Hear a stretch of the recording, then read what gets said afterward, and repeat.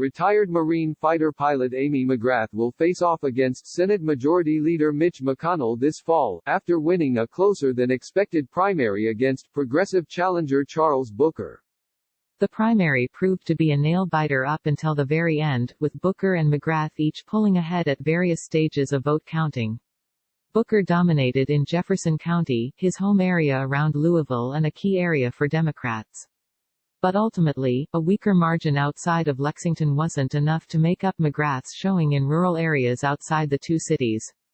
Despite Election Day in Kentucky being held on June 23, a crush of absentee ballots made it impossible to know statewide results until a full week later.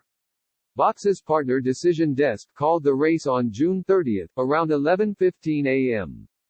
The week of delays could serve as a preview for the November general election, if it is close.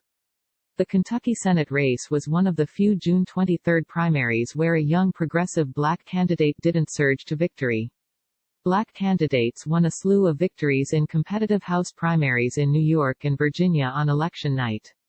But Booker still came much closer than most political experts inside and outside the state would have believed a year ago, or even a few months ago. McGrath is the moderate Democratic Party-backed candidate and a fundraising juggernaut. Even if the National Party thinks she's the best to take on McConnell, she's still the underdog in a long-shot race. McConnell is arguably the most powerful man in Congress and a Kentucky political institution who has been in office since 1985. His political shrewdness helped him rise through the chamber's ranks to become the leader of Senate Republicans and now Senate Majority Leader. McConnell is something of a boogeyman for Democrats, who despise him for moves like denying President Obama's Supreme Court pick Merrick Garland a hearing, or holding up the vast majority of House bills in the Senate to prioritize filling the federal judiciary with 200 conservative judges, thereby reshaping the courts for a generation. When national Democrats approached McGrath about running against McConnell, the thinking was that if anyone could beat him, a woman Marine Corps veteran with 20 years of military service would be a good bet. Though she lost her bid to flip a red Kentucky district in 2018. One mid-May poll showed McGrath leading McConnell by 1%, but otherwise, general election polling has been scarce. Despite spending most of her primary laser focused on McConnell, McGrath got a serious primary challenger in Booker, the youngest black lawmaker in Kentucky. Booker's campaign started out with little notice but burst ahead suddenly as protests around police brutality engulfed Louisville, Kentucky's largest city. McGrath was criticized for not showing up to protests until she attended a vigil on June 8. But ultimately, Booker's late surge wasn't enough to overcome McGrath's head start in name recognition and fundraising.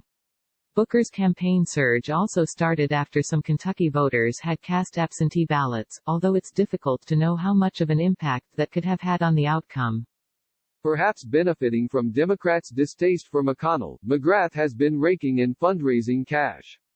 She's raised over $40 million since entering the race, more than the Republican incumbent has raised.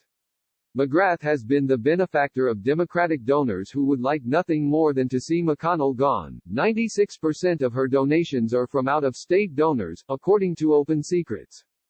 McGrath will need that money to take on McConnell, but it also will take a carefully executed strategy to actually beat him in a state that Donald Trump won by 30 points in 2016 and where he still enjoys a 17% net approval rating.